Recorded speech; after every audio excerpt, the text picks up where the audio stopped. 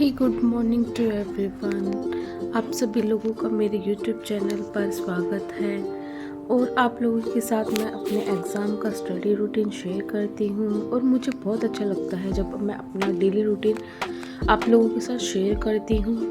अब नया साल आ गया है तो नया साल नए तरीके से सेलिब्रेट करने के साथ साथ अपने एग्ज़ाम में भी पूरा फोकस लगाना है, क्योंकि इस साल बहुत सारी वैकेंसी आ रही हैं। और आज तो लाइब्रेरी एकदम खाली पड़ी हुई थी कि नया साल है तो लोग घूमने के लिए जाते हैं और एकदम बहुत कम बच्चे आए हुए थे लाइब्रेरी में। मगर दूसरों को छोड़ो, खैर अपने काम से मतलब रखो, यही बस मेरी लाइफ का एक मोटिव रहता है।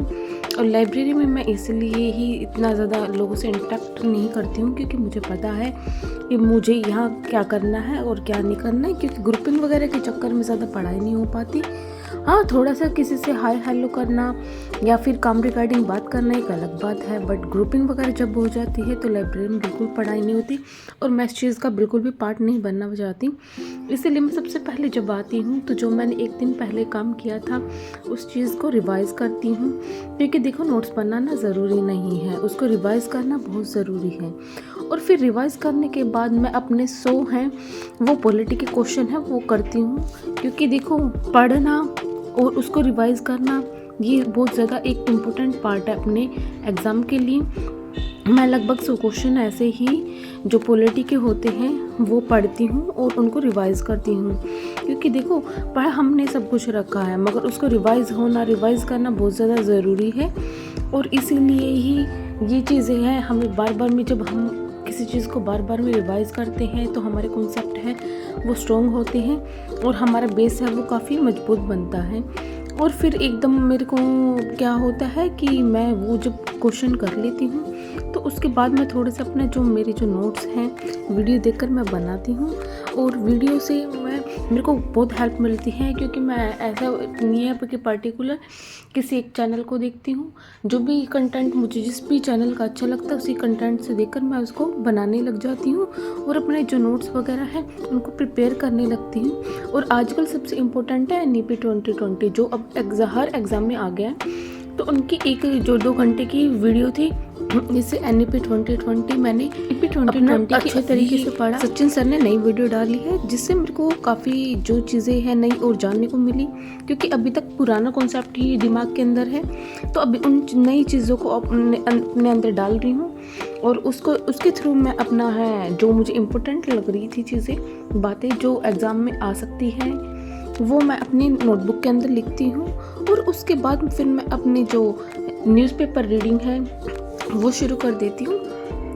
न्यूज़पेपर रीडिंग तो सबसे बेस्ट है और हर दिन पढ़ना चाहिए। और आजकल है इलेक्शन टाइम है तो बहुत सारी नई नई चीज़ें दिल्ली के अंदर इलेक्शन की बहुत सारी न्यूज़ें हैं जो पता चल रही हैं। और देखो हमें अपने एग्ज़ाम रिलेटेड नहीं वैसे भी अपने देश के बारे में और अपने जो फॉरेन पॉलिसी वगैरह है इसके बारे में पता भी होना चाहिए। नई नई चीज़ें हैं स्पोर्ट्स वगैरह रिगार्डिंग बहुत सारी चीज़ें हैं वो जानने को मिलती है।